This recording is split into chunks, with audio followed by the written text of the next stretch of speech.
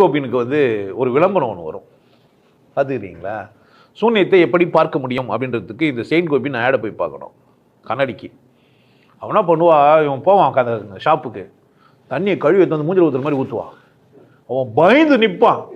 பார்த்தா கண்ணல் அப்படியே வச்சு நிற்கும். என்ன கவனிக்கல அவரு?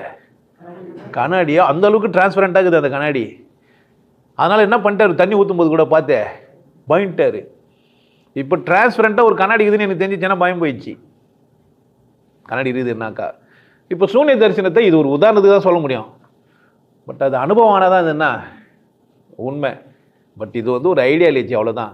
இது நீங்கள் எப்படி எடுத்துக்க போகிறீங்களோ அது உங்கள் இஷ்டம். இப்போ சூன்யத்தை எப்படி சார் தரிசிக்க முடியாது, அது எப்படி இருக்கும்னா நீங்கள் இப்போ அனுபவிக்கும் போது தான் தெரியும். நீங்கள் தான் உதேசம் வாங்கிட்டீங்க தானே, கவனமே பயிற்சி பண்ணுவாங்க, அனுபவிக்கலாம். பட் அதை பற்றின கேள்வி உங்களை அசிங்கமாக்கிடும். அது எப்பவுமே உன்னை பற்றின கேள்வி அது அசிங்கமாகிடும். கொஞ்சம் பொறிச்சிச்சான்னு ஒட்டி பார்த்தீங்கன்னாக்கா முட்டைலாம் வராது. மாங்கொட்டியை ஃபஸ்ட்டு அப்போ முன்னாடி பார்த்தீங்கன்னா செடி முளைக்காது. என்ன சொல்கிறது, விதையை போட்டு கலரி பார்த்து முளைச்சிதா இல்லையான்னு கலரி கழட்டு திரும்ப எடுத்து பார்த்துட்டு திரும்பி போட்டு போச்சேன்னா என்ன ஆகும், முனையெல்லாம் முடிச்சுட்டு போயிடும். அப்போது ஒரு விதையை தூவிட்டு காத்துனுக்கணும். எட்டி பார்த்தோன்னா எவ்வளோ ஒரு விதை இருக்குது நோண்டி பார்த்தீங்கன்னா என்ன ஆகும், அந்த முளையெல்லாம் உடச்சிக்கும்.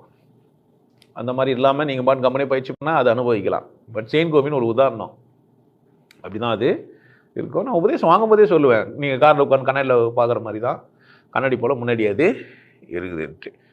அதுதான் கேளாக்கண் அப்படின்னு, அது காணாக்கண் அப்படின்ற ஒரு அனுபவம். உங்கள் கண் தெரியும், ஆனால் நீங்கள் விருப்பத்தில் உங்கள் காட்சியை நிறுத்திக்கலாம். அதெல்லாம் நீங்கள் அங்கே வந்தால் தான் தெரியும். அது நான் இங்கேருந்து என்ன பேசினாலும் அது என்ன ஆகிடும், போலியாக கூட மாறிடும். அதனால் நீங்கள் அனுபவிச்சுட்டு நீங்கள் தெரிஞ்சுக்க பாருங்கள். அதை பற்றி எவ்வளோ பேசினாலும் அது முடிவுக்கு வர முடியாத ஒரு விஷயம்தான். பட் சும்மா ஒரு உதாரணத்துக்கு செயின்ட் கோபின்